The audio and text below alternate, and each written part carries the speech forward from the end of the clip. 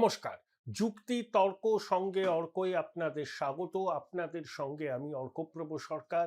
এই প্রতিবেদন যখন আপনারা দেখবেন তখন নিশ্চয়ই আপনারা দেখে নিয়েছেন যে খসড়া তালিকায় আপনার নাম আছে কিনা। ৫৮ লক্ষ নাম প্রাথমিকভাবে বাদ পড়তে চলেছে।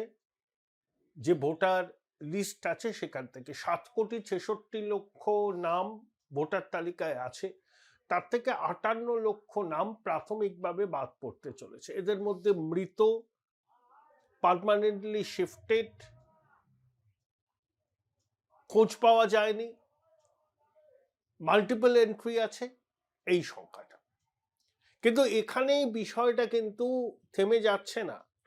এবারই শুরু হচ্ছে আসল খেলা। আমি খেলা বললাম সচেতনভাবে, কারণ বঙ্গেশ্বরী খেলা হবে স্লোগান তুলে নির্বাচনে জিতেছিলেন, তো তাই আমি বলি যে বাংলায় নির্বাচনকে ঘিরে যা যা হবে সবকিছুই এই খেলার আবহে হবে।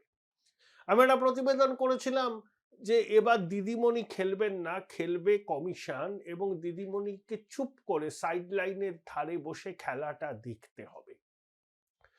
তার আগে বলি, আপনারা যেভাবে আমাকে সহযোগিতা করছেন আমি কৃতজ্ঞ। আপনাদের সহযোগিতা যেন আগামী দিনেও পাই। আমার এই ভেঞ্চারকে আপনারা সহায়তা করলে আমি আন্তরিকভাবে কৃতজ্ঞ থাকবো আপনাদের কাছে। আপনারা যে ডিভাইসেই আমার অনুষ্ঠান দেখুন না কেন, সাবস্ক্রাইবার বাটনের পাশে একটা থ্যাঙ্কস বাটন আছে, সেখানে ক্লিক করলে সুপার থ্যাঙ্কস। আপনাদের সহায়তা সরাসরি আমার কাছে পৌঁছে যাবে। কেন বললাম যে কমিশন খেলবে, মাঠ জুড়ে খেলবে, দিদিমণিকে সাইড লাইনের ধারে চুপ করে বসে থাকতে হবে। এই যে ৫৮ লক্ষ নাম বাদ গেল, এই নাম আর তালিকায় ঢোকার সম্ভাবনা নেই। তাহলে বাকি যেটা রইল ৭,৮,০০,০০০। তাহলে এই ৭,৮,০০,০০০ ভোটারের নাম কি চূড়ান্ত তালিকায় থাকবে? অবশ্যই থাকবে না। এর মধ্যে ৩০ লক্ষ আছে আনম্যাপড, যাদের নিজেদের নাম, যাদের বাবা মা ঠাকুরদা ঠাকুমার কারোর নাম ২০০২ এর এসআইআর তালিকাতে নেই। এই সংখ্যাটা ৩০ লক্ষ। তাছাড়া আছে আরো ১,৬০,০০,০০০। সব বিচিত্র, মানে ১৫ বছর বয়সে বাবা হয়েছেন, একজন বাবার নামে ৬ জন, বাবার বয়স ৫০, ছেলের বয়স ৩৫। ধরুন একজনের নাম সিরাজুল, তার বাবার নাম ধরুন মিজানুর। এই সিরাজুল ভোটার তালিকায় নাম তুলেছে মুর্শিদাবাদ থেকে, তার বাবার নাম বলেছে মিজানুর, সেই মিজানুরের বাড়ি দেখবেন হয়তো রাজশাহীতে। এরকম নাম ভাড়া করে, বাবা ভাড়া করে বহু নাম তোলা হয়েছে, বহু বহু। আচ্ছা, যাদের বয়স ধরুন এখন ৪৫ পেরিয়ে গেছে, ৪৫-এর উপরে, ২০০২ এর তালিকায় তাদের নাম নেই, ২০০৬-তেও তারা ভোট দেননি, এখন তাদের নাম তালিকায় উঠেছে। তাহলে ২০০২-এ তাদের বয়স ছিল ২২ বছর। এখন যদি ৪৫-এর বেশি হয়, তাহলে ২০০২ এর তালিকায় তাদের নাম নেই কেন? ২০০৬-তেও নাম নেই কেন? কেন তখন তারা নাম তোলেননি, এখন তাদের নাম কিভাবে আসছে? এই প্রচুর প্রশ্ন কিন্তু কমিশনের কাছে আছে। এবং বাবা মা ভাড়া করে নাম তোলা হয়েছে, এই সংখ্যাটাও প্রচুর। কমিশন তথ্য প্রযুক্তিকে কাজে লাগিয়ে সন্দেহভাজন এন্ট্রিগুলোকে বারে বারে বারে বারে যাচাই করছে, এবং যখন শুনানি পর্ব শুরু হবে, যখন নোটিশ দেওয়া হবে, ইআরওরা দেবেন, তাদের সঙ্গে ১০ জন এইআরও থাকবে, প্রতিদিন ১০০-র উপরে শুনানি হবে, এবং শুনানি শেষে সেই তথ্য আপলোড করা হবে, সেই তথ্য অডিট করা হবে।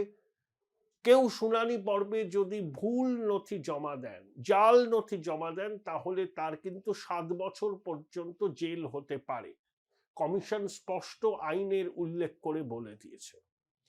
তাহলে ৫৮ লক্ষ বাদ তো চলেই গেছে, আর ১,৯০,০০,০০০-কে কমিশন তলব করবে, নোটিশ পাঠাবে, এবং যে যে ডকুমেন্ট কমিশন বলেছে তাদের নির্দেশিকায়, সেই ডকুমেন্টের মধ্যে যে কোনো অন্তত একটাকে নিয়ে আসতে হবে। এবং কমিশন সূত্র বলছে এতেই কম করে ২৫% নাম বাদ যাবে। তাহলে ১,৯০,০০০-এর ২৫%, আপনি ধরে নিন প্রায় ৫০ লক্ষ। তাহলে 58 লক্ষ সঙ্গে যদি আরো 50 লক্ষ যুক্ত হয় তাহলে 1 কোটি নাম বাদ যাওয়ার সম্ভাবনা। তাহলে পশ্চিমবঙ্গে হুলুস থুলুস পড়ে যাবে। ইতিমধ্যে তৃণমূল বলতে শুরু করেছে কমিশন নোটিশ পাঠাচ্ছে বিজেপির সঙ্গে সাঁট করে, কারণ বিজেপির নেতারা বলেছিল যে 1 কোটি নাম বাদ দিতে হবে, কমিশন সেই লক্ষ্য পূরণে কাজ করছে। বিজেপির সঙ্গে তাদের প্রত্যক্ষ সমঝোতা আছে, নইলে 1,90,00,000 লোককে কেন নোটিশ পাঠাতে যাবে কমিশন? তারা কি সবাই সন্দেহভাজন? না, সবাই সন্দেহভাজন নয়। কিছু ম্যানুয়াল এরর, কিছু টেকনোলজিক্যাল এরর হয়েছে, সেই এররগুলো শুধরে নেওয়া হবে। আবার 1,90,00,000কে কমিশন নোটিশ পাঠালে 1,90,00,000ই যে বৈধ ভোটার তা তো নয়। আমি তাই তর্কের খাতিরে ধরে নিলাম 20 থেকে 25% এর মধ্যে থেকে বাদ যাবে। এটা স্বাভাবিক, এটা হয়। তাহলে 20% বাদ গেলেও 38 লক্ষ বাদ যাবে। তাহলে 58 সঙ্গে আপনি 38 লক্ষ যদি যোগ করেন সেটাও 95 লক্ষ হয়। আমি প্রথম থেকে বলেছি মিনিমাম 70 লক্ষ থেকে ম্যাক্সিমাম 1 কোটির মধ্যে নাম বাদ যাবে, সেটাই কিন্তু হওয়ার সম্ভাবনা প্রবল। তাহলে ওই 1,90,00,000 ভোটার যাদেরকে কমিশন নোটিশ পাঠাবে তাদের নথি নিয়ে হাজির হতে হবে, সেই নথির সত্যাসত্য কমিশন যাচাই করবে, এবং প্রত্যেক দিন কি শুনানি হলো সেটা দিল্লিতে নির্বাচন সদনে যাবে, সঙ্গে সঙ্গে অডিট হবে। ইয়ারোদের ভূমিকা কিন্তু কমিশনের আতস কাঁচের তলায়। তাদেরকেও খুব সতর্ক থাকতে হবে, এবং একই সঙ্গে যারা নথি নিয়ে কমিশনের সামনে হাজিরা দেবেন সেই নথি যেন জাল না হয়। একবার নথি যদি জাল বলে প্রমাণিত হয় তাহলে 7 বছরের কারাবাস কিন্তু কেউ আটকাতে পারবে না। 2002 সালে 22 লক্ষ নাম বাদ গিয়েছিল, 23 বছর বাদে এসআইআর হচ্ছে, ভোটার সংখ্যাও 3 কোটি বেড়ে গেছে। জহর সরকার যিনি 98-99 সালে নির্বাচন কমিশনের সিইও ছিলেন রাজ্যে, তিনি তো বলেছেন যে 85 লক্ষ নাম বাদ যাওয়ার সম্ভাবনা। তিনি একটা ম্যাথমেটিক্যাল প্রেজেন্টেশন দিয়ে বলেছিলেন। আমার ধারণা সেই অঙ্কটাই মিলতে চলেছে, কারণ জহরবাবু নিজে আমলা ছিলেন, কমিশনের সিইও ছিলেন, জনসংখ্যার বৃদ্ধির সঙ্গে ভোটারদের সংখ্যা বৃদ্ধি এ দুটোকে মিলিয়ে অঙ্ককে সামনে রেখে তিনি কিন্তু হিসাবটা করেছেন। তাহলে ধরুন যদি শেষ পর্যন্ত 1 কোটির কাছাকাছি নাম বাদ যায়, পশ্চিমবঙ্গের রাজনৈতিক চিত্রটাই সম্পূর্ণরূপে বদলে যাবে। বহু বিধানসভা কেন্দ্রের ফলাফল ওলটপালট হবে এবং কেউ সেভাবে আগাম পূর্বাভাস করতে পারবেন না যে নির্বাচনের ফলাফল কি হবে। সম্ভব নয়। যেমন কলকাতা উত্তরে যদি 4 লক্ষ নাম বাদ যায় তাহলে কলকাতা উত্তর লোকসভা কেন্দ্রের ফলাফল আগাম পূর্বাভাস করা সম্ভব হবে না। কলকাতা উত্তর এবং দক্ষিণ মিলিয়ে 11টা বিধানসভা কেন্দ্র আছে, সবকটা কেন্দ্রে শাসক দল জিতেছে। তাহলে সেই 11টা বিধানসভা কেন্দ্র এসআইআর এর পরে কত ভোট বাদ যাচ্ছে তার উপরে নতুন করে অঙ্ক করতে হবে। তাই প্রত্যেকটা অন্তত একটা লেভেল প্লেইং ফিল্ড হয়ে যাবে। যদিও ফিরাজ হাকিম বলেছেন যত নামই বাদ যান না কেন কোনো মাইকালাল নেই বিজেপির তাকে বন্দর কেন্দ্র থেকে হারাতে পারে। আত্মবিশ্বাস ভালো, কিন্তু অতি আত্মবিশ্বাস আবার বিপদ ডেকে আনে। শুভেন্দুবাবু বলেছেন যে ওই সংখ্যালঘু সম্প্রদায়ের কোনো একজন ফিরাজ হাকিমকে হারাবেন, এইসব চাপানুতর চলছে। কিন্তু তৃণমূল কিভাবে বিষয়টাকে দেখবে আমার মনে হয় না তারা খুব সহজে বিষয়টাকে নেবে। অনেক ক্ষেত্রে নিরাপত্তাজনিত প্রশ্ন উঠতে পারে, প্রয়োজনে কমিশন কেন্দ্রীয় বাহিনীকে মোতায়েন করতে পারে, কারণ শুনানি পর্বটাই হচ্ছে সব থেকে ভাইটাল। সেখানে গন্ডগোলের আশঙ্কা কিন্তু রয়েছে। 1,90,00,000 লোককে নোটিশ পাঠালে পরে তার একটা রাজনৈতিক অভিঘাত তৈরি হয় এবং আমরা শুনানি পর্ব চলাকালীনই মোটের উপর আমরা বুঝতে পারবো যে কত নাম বাদ যাচ্ছে। তার রাজনৈতিক অভিঘাত তীব্র হবে, চাঞ্চল্য ছড়িয়ে পড়বে এবং আইন শৃঙ্খলা পরিস্থিতির অবনতি হতে পারে। Join Indian Institute of Hotel Management now. Right choice, right decision. Law and order state subject, কিন্তু সুপ্রিম কোর্ট বলেছে যে এসআইআর এর সময় কমিশন এবং রাজ্যের যৌথ দায়িত্ব হচ্ছে আইন শৃঙ্খলা পরিস্থিতিকে নিয়ন্ত্রণে রাখা। রাজ্য যদি আইন শৃঙ্খলা পরিস্থিতি নিয়ন্ত্রণে রাখতে ব্যর্থ হয়, তাহলে কমিশন কেন্দ্রীয় বাহিনী তলব করতেই পারে, সেই অপশন তাদের কাছে আছে।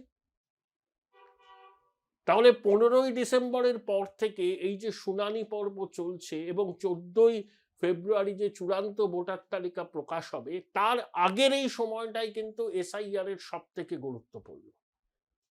এখানেই শুনানি, এখানেই নথি যাচাই, এখানে কতটা জল আছে ভোটার তালিকায় সেটা কিন্তু বেরিয়ে আসবে। ওই 58 লক্ষ ওটা তো হয়ে গেছে চিহ্নিত, তার বাইরে কতটা জল আছে। খসড়া তালিকায় নাম উঠেছে মানেই যে আপনার নাম চূড়ান্ত তালিকায় থাকবে তার কোনো গ্যারান্টি নেই। আপনি যদি ওই 1,90,00,000 ভোটারের মধ্যে থাকেন তাহলে আপনার নামে নোটিশ যাবে এবং আপনাকে ওই 11টা যে নথি কমিশন চেয়েছে তার মধ্যে একটা নথি নিয়ে হাজির হতে হবে, নান্য পন্থা, এছাড়া আর অন্য কোনো পথ নেই। একটা জিনিস দিনের আলোর মতো স্পষ্ট, এসআইআর প্রক্রিয়া হওয়ার পর অন্তত ভোটার তালিকাটা, আমি বলছি না 100% ত্রুটিমুক্ত হবে, 80% যদি ত্রুটিমুক্ত হয়, পশ্চিমবঙ্গের ক্ষেত্রে সেটা নির্বাচন কমিশনের মুকুটে পালক যুক্ত করবে। কারণ পশ্চিমবঙ্গ ভারতবর্ষের অন্য সব রাজ্যের থেকে আলাদা। এখানে সরকার, শাসক দল পদে পদে এসআইআর প্রক্রিয়াকে বাধা দিয়েছে। প্রথমে বলেছিল মানব না, তারপরে মেনেছে। বিএলওদের যে টাকা পাওয়ার কথা অনেক টালবাহানার পর সেই টাকার একটা অংশ বরাদ্দ করেছে। কমিশনের নতুন ভবন কি হবে সেটা নিয়েও টালবাহানা করেছে। তারপরে অ্যাসিওর মিনিমাম ফেসিলিটি, যেটা ইলেকশনের সময় প্রতিটা বুথে তৈরি করতে হয়, মার্টিন বার্ন দায়িত্ব পেয়েছিল টেন্ডারের মাধ্যমে, তারা লাস্ট মোমেন্টে সরে দাঁড়ায়। মার্টিন বার্ন রাজ্য সরকারের অন্তর্গত একটি সংস্থা, দীর্ঘদিনের ঐতিহ্য। তাহলে আমরা প্রথম থেকে বুঝতে পারছি কমিশনের সঙ্গে পদে পদে অসহযোগিতা করছেন রাজ্য সরকার। বহুতলে কমিশন বলেছে বুথ হবে, রাজ্য সরকার বলছে এটা মানা যাবে না। বিএল অধিকার মঞ্চের নাম দিয়ে কিছু তৃণমূলের লোক সিইওর দপ্তরের সামনে বিক্ষোভ দেখিয়েছে। যে মৃত্যু হয়েছে, অস্বাভাবিক মৃত্যু বা শারীরিক কারণে, সবকিছুর সঙ্গে এসআইআরকে যুক্ত করে শাসক দল ন্যারেটিভ তৈরি করার চেষ্টা করেছে। তাহলে প্রতি পদে পদে কমিশনের এই সাংবিধানিক দায়িত্ব পালনে অন্তরায় সৃষ্টি করেছে রাজ্য প্রশাসন। তারপর তারা যদি দেখে যে শেষ পর্যন্ত চূড়ান্ত ভোটার তালিকায় 1 কোটি নাম বাদ যেতে চলেছে, তারা কি সহজে বিষয়টা মেনে নেবে? তারা রাস্তায় নেমে প্রতিবাদ করবে, আইন শৃঙ্খলা পরিস্থিতি অবনতি হতে পারে, কমিশনের আধিকারিকদের নিরাপত্তা বিঘ্নিত হতে পারে। আমরা দেখেছি কমিশনের দপ্তরে কিরকম তাণ্ডব হয়েছে কিছুদিন আগেই। তাই 15ই ডিসেম্বর থেকে, তারপর থেকে যে প্রক্রিয়া চলবে এসআইআর কে ঘিরে, তার গুরুত্বই বোধহয় সব থেকে বেশি। শেষ পর্যন্ত চূড়ান্ত ভোটার তালিকায় কতজনের নাম বাদ যাবে সেটা জানার জন্য আমাদের 14ই ফেব্রুয়ারি পর্যন্ত অপেক্ষা করতে হবে। কিন্তু এই শুনানি পর্ব চলাকালীনই আমরা মোটের উপর বুঝতে পারবো ছবিটা শেষ পর্যন্ত কিরকম হতে চলেছে।